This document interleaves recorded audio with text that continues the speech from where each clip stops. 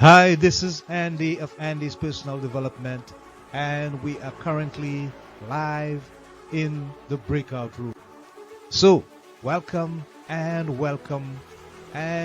we love being here for you with quality and value to inspire and to transform. Remember, we are on Apple, Spotify, Google, Amazon, and iTunes. Today, as usual, we have a special guest to share with you for your development and growth and to live your better informed life. So, grab a cup, pull up a seat, and stay tuned for the introduction. Right here, now, live in the breakout room. It's the place for health, happiness, and prosperity. Stay tuned. Our next guest in the breakout room is this lovely and engaging couple. The owners of Best Friends Again, Dr. Jeep and Vanessa. They say you really can have it all. Dr. George and Vanessa now. They are a physician marriage coaching company which specializes in helping physicians and healthcare professionals reignite their marriage through a customized approach based on the unique needs of physician and healthcare professional families. They also say our own battle-tested physician marriage, generational physician family heritage, and expertise from coaching hundreds of marriages off the ledge has paved the way for our revolutionary program, 90 Days to Clarity and Connection. A blueprint for guiding healers in healing their own relationships, saving their families, and enjoying their careers. His publication, it's entitled, What's Forever For? It has earned him a 5 stars Reader's Favorite Award. So, reignite your marriage, a 9-step system for physicians who want to save their marriage, family, and bank account from a costly divorce. As well as the 90 Days to Clarity and Connection, which is designed for spouses to connect more deeply with each other. So, let's welcome Jeep and his lovely wife, Vanessa. They are our marriage-saving guests. Now, live in the breakout room.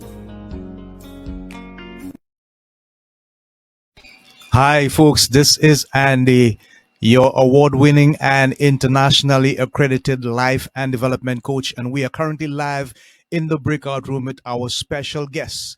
This is the place for health, happiness, and prosperity. And today we're going to focus on happiness and prosperity in marriages. Let's bring our guests into the studio. Hello, Andy. Thanks so much for having us. Wow, I am so blown away by that introduction. That was incredible. Fantastic. Thank you, guys. What a lovely note to start off on. And so welcome both of you to our studios and this personal development live in the breakout room. So we're going to start on a friendly note, and we're going to ask you, how did you come about getting that name, Best Friends Again? What was the motivation behind that? I'm so thrilled you asked that question. We're not asked that question very often. Okay.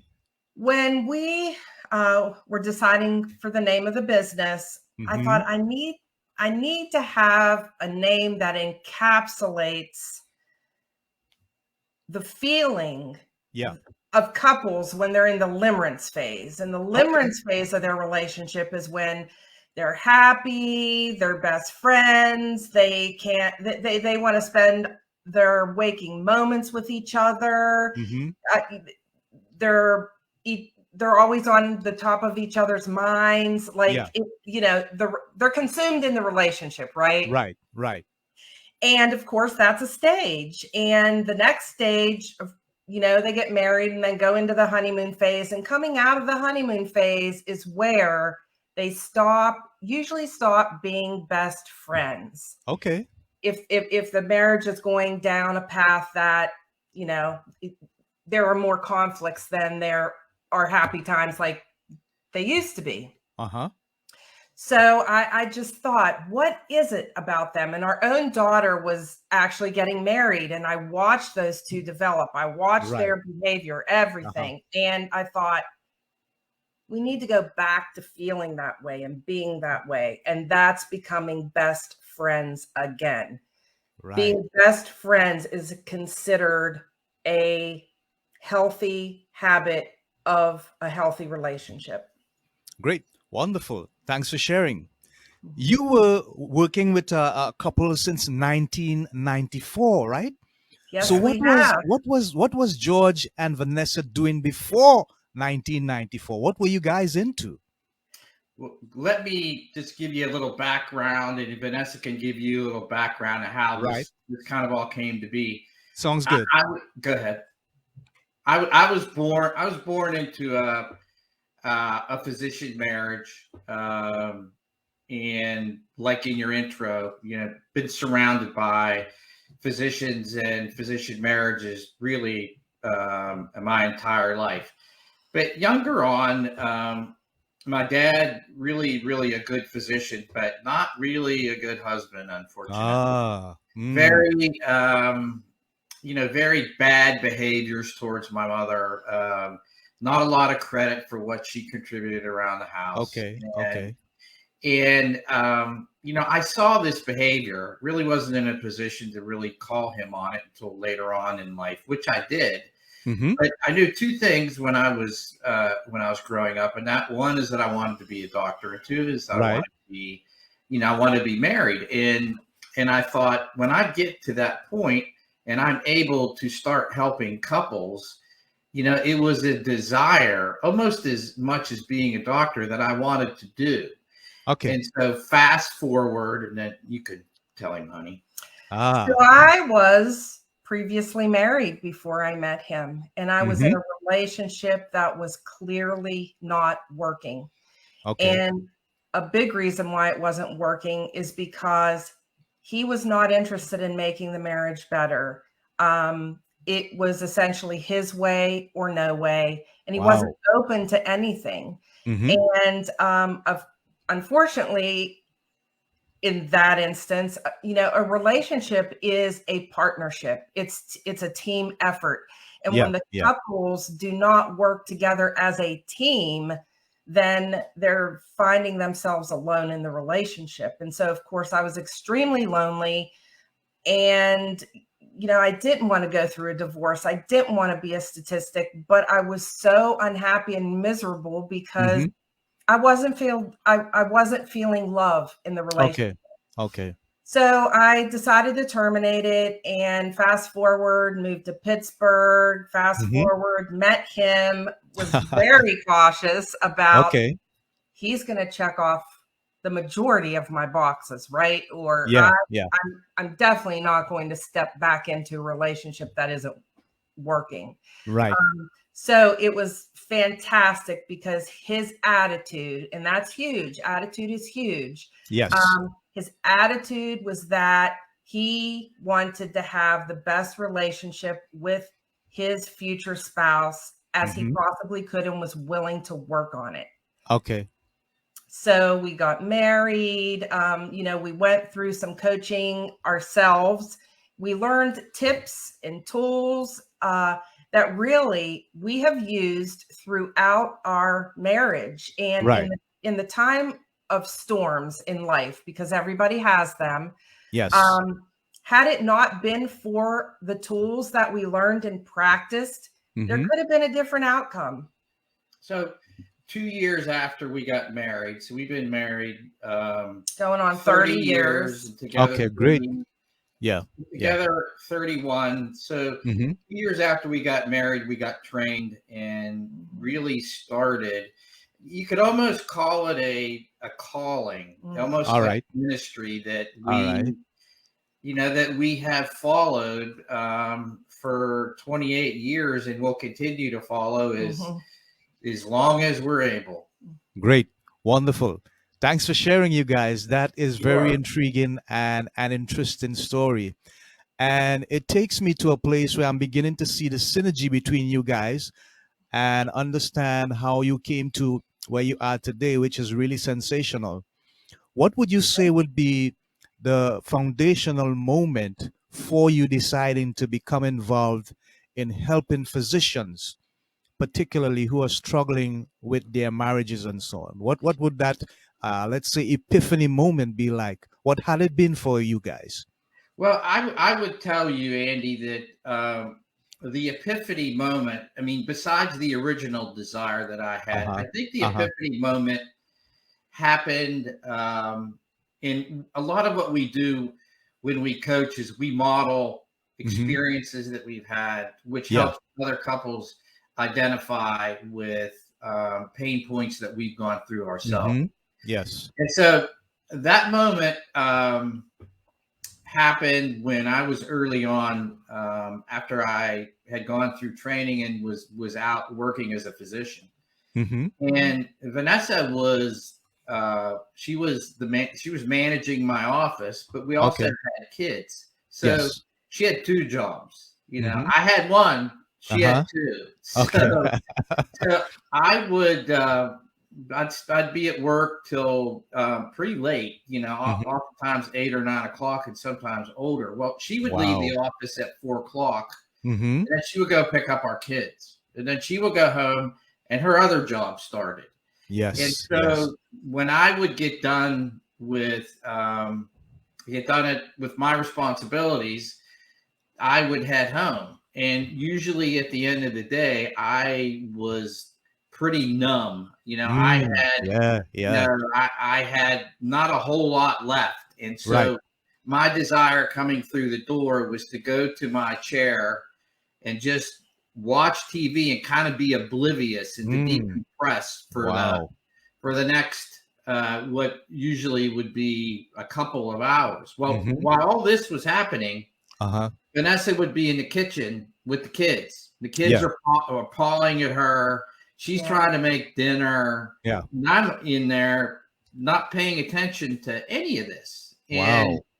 she got, rightfully so, a little frustrated with my behavior Yes. and had I would say, the courage to confront me and say, listen, we wanted to have these children together. I Uh-huh. know you work in a very difficult job, but I work too. And I'm Right. very, I go through a lot during the day, and Yes. you're not paying a whole lot of attention to that. I need Uh-huh. help. And Right.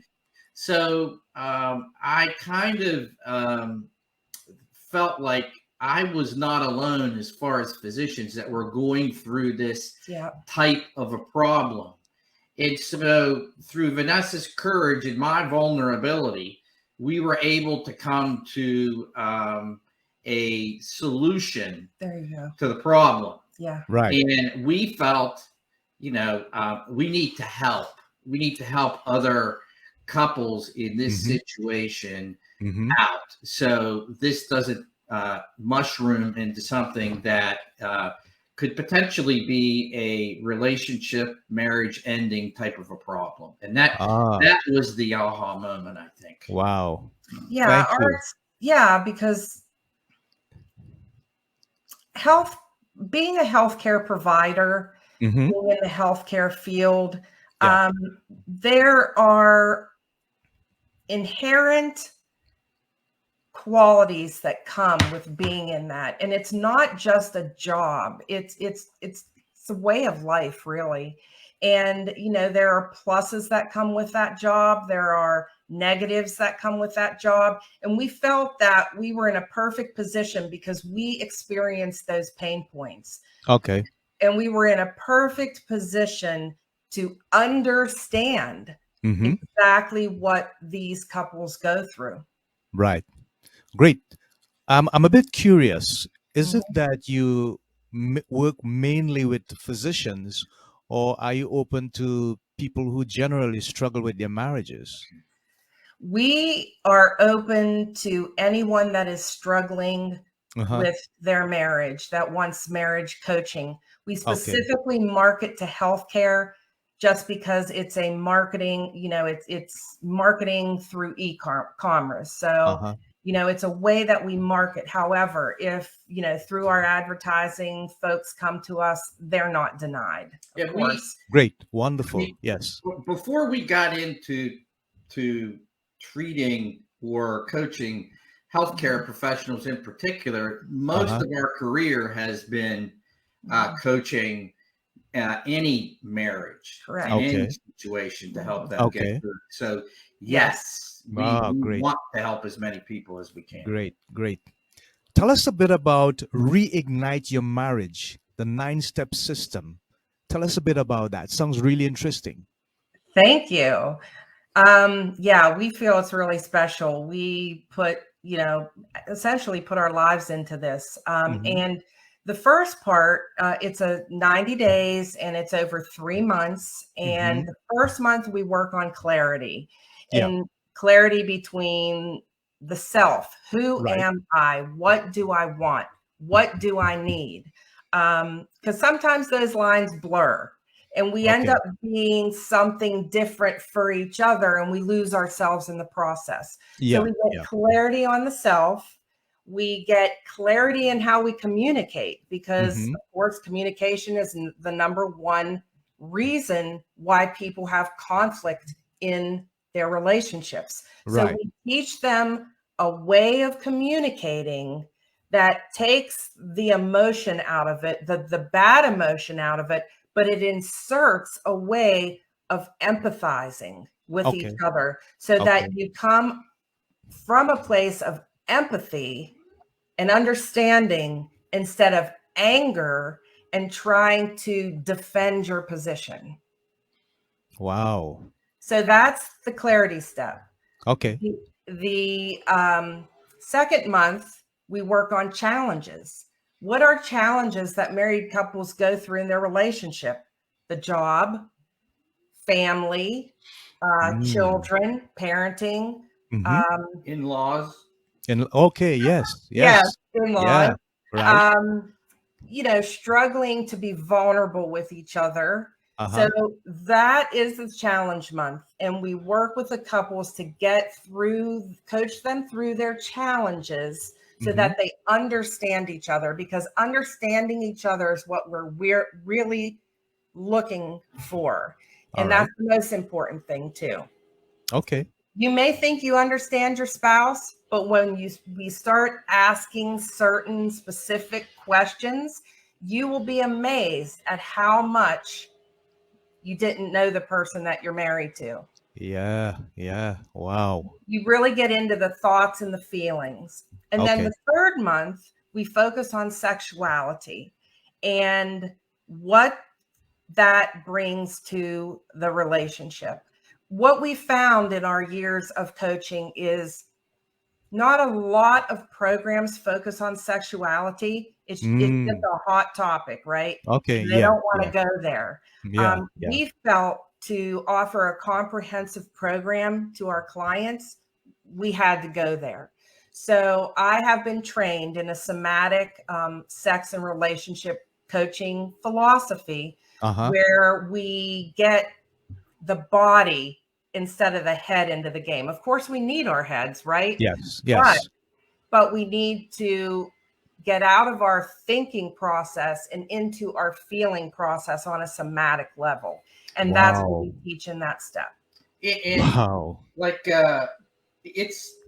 sex is it everything? No, but it's a significant part. And if you don't put any time into that, you're really not talking about the marriage or relationship as a whole.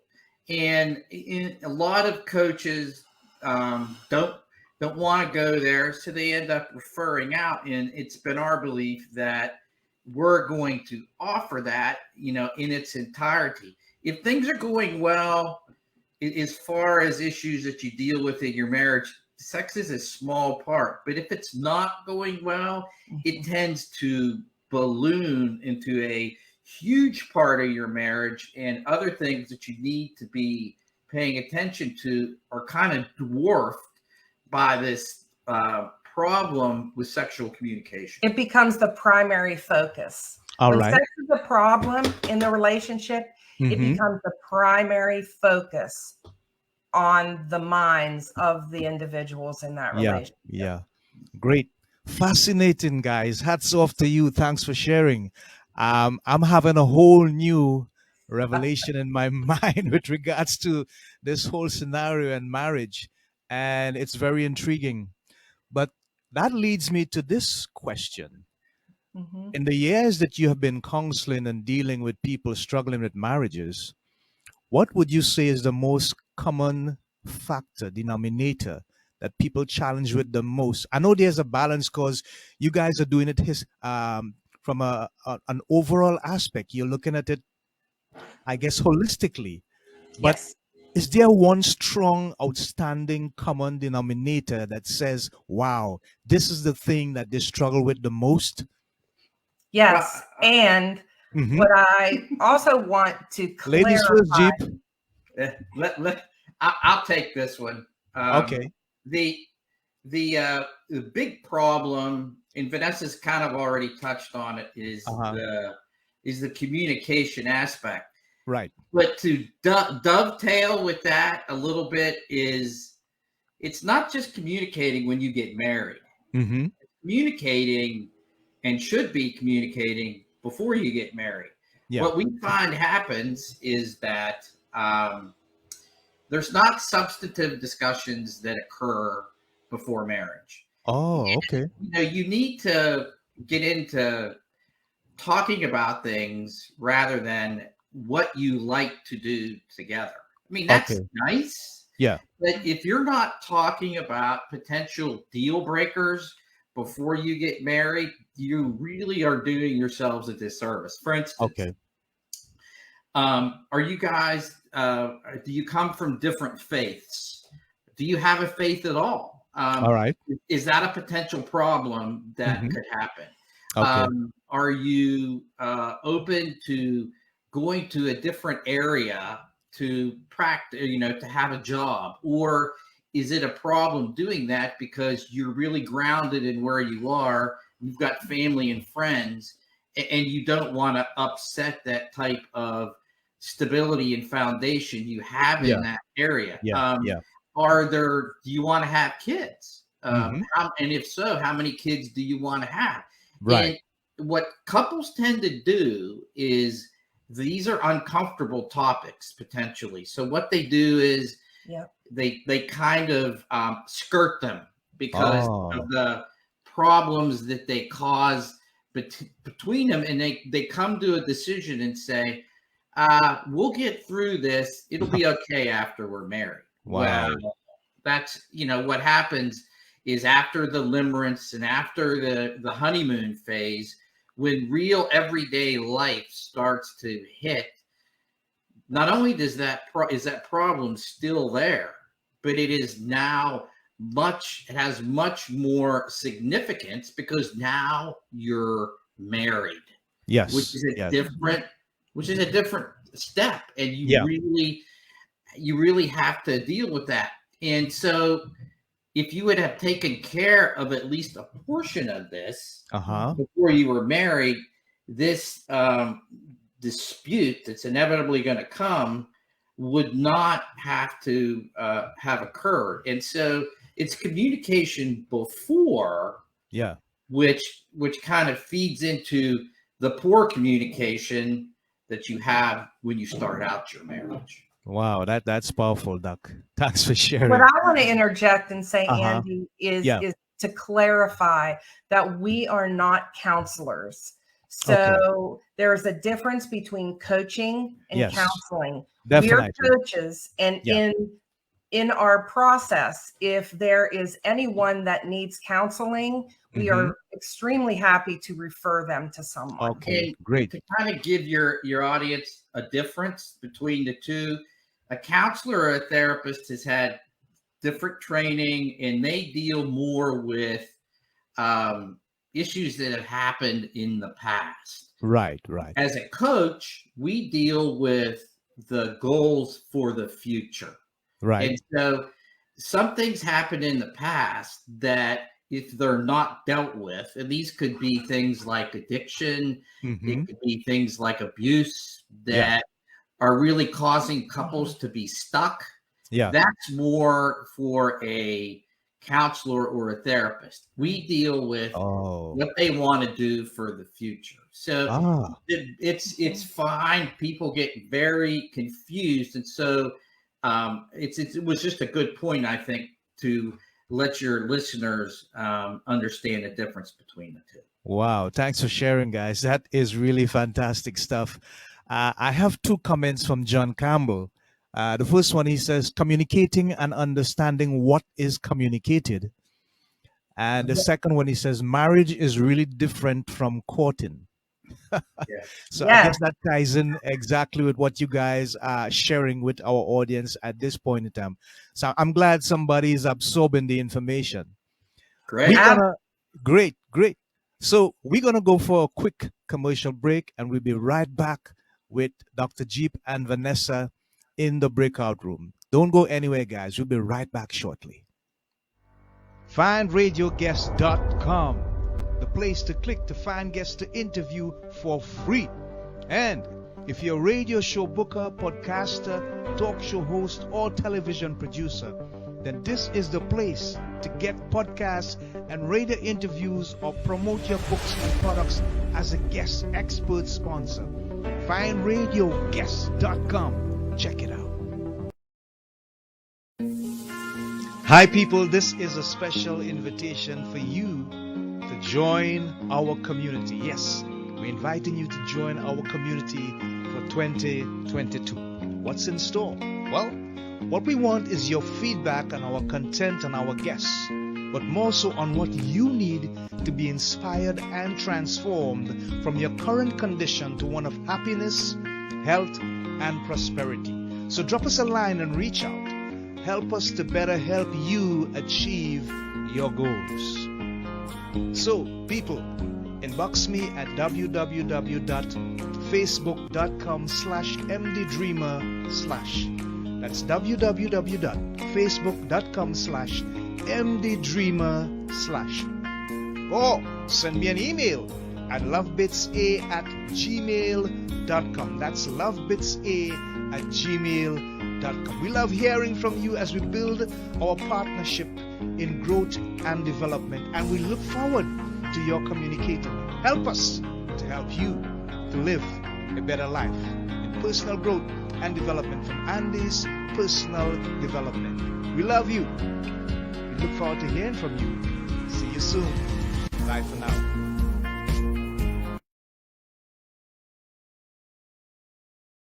Amazing. Good. Okay, I'm just gonna forget what happened. We are back.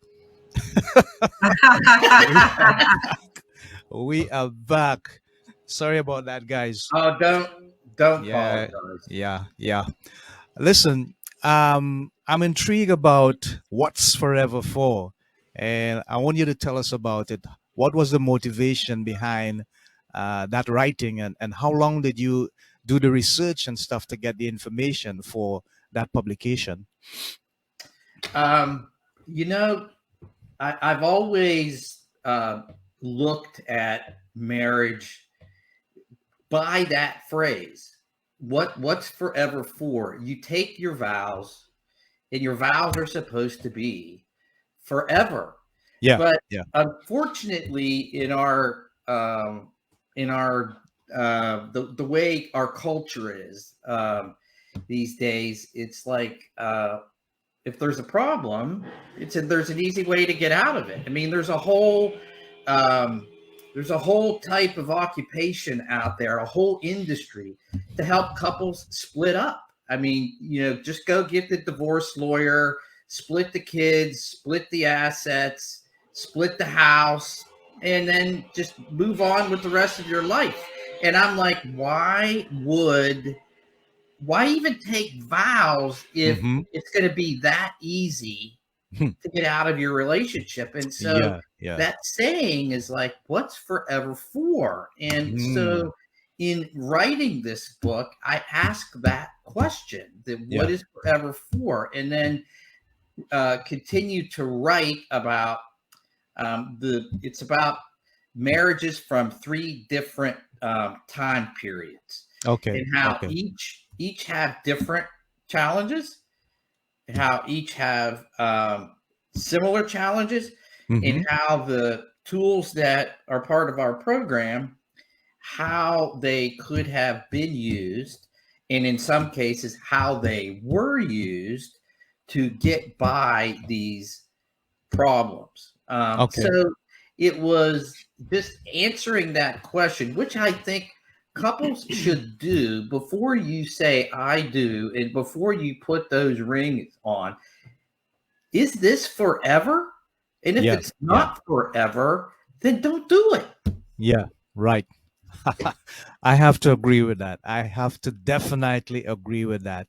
It is so important to understand the cost of what you're going to be involved in, because, yes, this is supposed to be a lifelong relationship, complementing each other and going through the rough and the thin.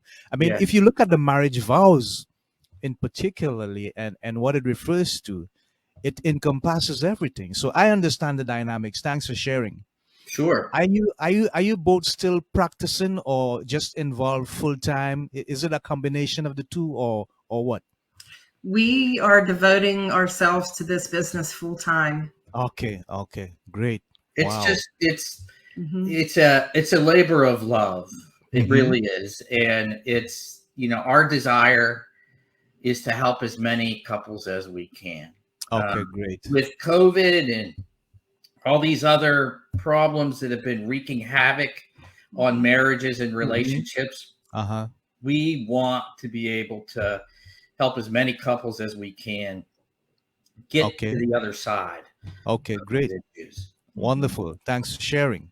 When Sure. you look at what is happening in the world today, in terms of not just marriages but families, Hmm. we're seeing a lot of situation where families are being divided, being pulled apart for several reasons, some domestic, some social. A lot of it is economic. Hmm. Do you see that kind of trend also showing up in marriages in terms of the people that you have to help and deal with in your profession, in your practice? Well, certainly, unfortunately, history repeats itself, right? Okay, okay. So if folks are being raised in a family that has gone through a divorce, and Mm-hmm. those kids are being raised through that, they've not had healthy modeling from their Ah, parents, right, right. and they're kind of indirectly taught that Mm-hmm. conflict equals you just break up. Okay. So we really want to focus on families. We really believe that if a couple desires to work on their relationship, that they can. And we feel from a societal point of view, the more relationships we save, the more families we save, therefore, the better culture that we have. Right, And right. in regards to the finances, Mm-hmm. Vanessa's got a background in, she's an accountant. That's Okay. what, and Trained. so she's taken care of all of the finances. Yes. When we were in practice, she took care of that part of the practice. She has also a degree in management. So I have let her take care of the finances because Mm-hmm. I'm abysmal at it. Okay. And so, and there's things that she leans on me for. Right. Uh-huh. And not to say that you both should not focus on your finances, and it's Mm-hmm. something that you should talk about, because Right. one of the things that sometimes happens is something called financial infidelity. And Yes. Yes. what that is when you have a spouse who Mm-hmm. makes a purchase or spends money on a significant amount of money and has not talked to the other spouse Yeah. about that. Okay. And the other spouse may have had something that they wanted to buy for a child, Yeah. or they wanted to buy for themselves, for instance, a car that's definitely necessary. Yeah. And so you have to be careful of that kind of stuff happening. Right. And so we, that's something else that we talk about. And I've made mistakes that things that I should have never done. And and he so was financially unfaithful. yes. Oh my goodness. And Oh, and my. I thought about it when I was doing it. I knew it was wrong, but I did it anyway. And so, but we got through that. And so couples know, oh, okay. Yeah, you did that. All right. Okay. I'm going to listen. So tell me how to stop from All doing right. All right. Great. Great. Wonderful. Thanks for sharing. How do you deal with a couple who basically do not want to face up to the reality of their challenges? They are constantly in denial. And from a coaching perspective, how do you bring them to a place where there's a shift in their mindset, a paradigm shift, so that they realize, hey, you know what? We need to deal with this front and center head on. Stop, stop denying, stop disengaging, and just come to the fore and deal with it, get closure, and move on. How do you take them from that place of denial to a place of acceptance? What a great question. That is a great question. And I feel that part of our program is teaching self-awareness and also teaching what it is, the art of being human. With the art of being human comes strengths and weaknesses. And we all have them. And a large part of seeking help in the coaching realm is to improve on our weaknesses if we can. Right. So we, gently through our program, they're going to figure out what their weaknesses are. And I think down deep inside, they really know it. However, there's a fear there. There's a fear that is preventing them from communicating it. And that fear may be, well, if I agree to, or if I'm vulnerable, that means I'm weak. So therefore, I don't want to be weak. So therefore, like, for example, real men aren't vulnerable. And that has been proven in science to be false. Yes. Humans are vulnerable, period. And it doesn't matter what gender you are. And two things that, if you're going to get through a problem or an issue that you have, one, you have to admit that it's there. That's right. So, and two is, do you value your marriage? Do you value your relationship? Do you value your family? If you have children? If that's there, if you have that desire to stay together, but you just don't have the ability, which is where we come in. If you don't have that, and you just need help, as long as that desire is there to stay together, you'll get through it. It's just those two things are very key to have. Great. Thanks for sharing. I have read and I have seen situations where in the military, marriages become very, very strenuous and challenging because one person is sent overseas for 6 months and the other one stays home domestically. And there's this big divide.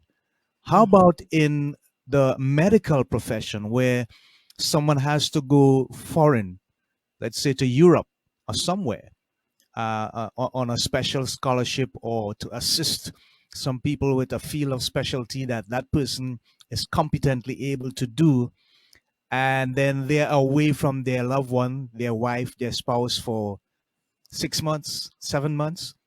What kind of advice would you give to that couple, how to deal with that imbalance, that distance, that gap, and at the same time kind of manage themselves so they remain faithful in the marriage and still look forward to meeting that person when they return? Another great question. Just imagine, and I often think about this myself, is back in World War II, when couples were sometimes apart for years at a time. And the only contact they had, because you couldn't contact anybody by radio or Right. phone. Yeah. You know, that didn't come till later. So the only Yes. way that they had contact was by letter.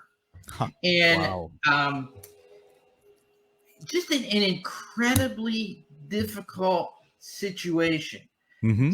But to bring it from that era to this era, it's so very important that I would even say at least weekly, if Yeah. possible, Yeah. have some sort of communication. And Okay. in part of what we do in teaching communication between couples, they kind of already do that. They with letters themselves, you know, Yes. and so it's by doing that, by having this communication, by spending time talking about if there's a child, you know, what's the child doing? Mm-hmm. Can you bring the child into the picture when you're Yeah. making the call? Yeah. And in between, talk about those things. So at least that there is a feeling that even though that there's this distance between you, you know what's going on in each other's lives. Okay. Now the infidelity that happens, you would like to think that something like that doesn't occur, but it does. I mean, being away like that, not having the intimate interaction like that, sometimes couples fail. Okay. Does that mean that you can't come back from that? And the answer is no. You can. I mean, Yes. and we've seen where there's been multiple incidences of infidelity that couples have been able to come back from, and it goes back to, do you really want this relationship to work? Right. Do you really care or do you really love each other? As long as you have that, you can come back. I'm not saying it's not difficult, but it's not impossible. You can come back from these horrible things that occur. And forgiveness is huge in a relationship, huge. in a marriage relationship. Yeah. Forgiveness is huge. And I think that's part of the practice in coming back from something like that.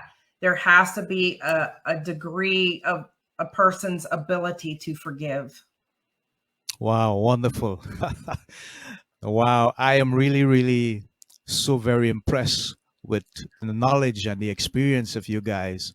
And Thank you have added so much value to what people may have already known, but then sometimes we realize when you hear stuff like this how much we don't know.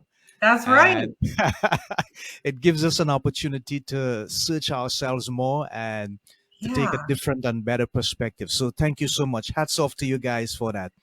Thank So you very much. we've basically come to the end of the show, but before we go, I'm going to give you guys the opportunity to share with our people what you do, how they can get in contact with you if they need you to be their coach, and to give you the information on how they can get the book and the other things that you do. All right. So you are the stars for the moment. Go ahead.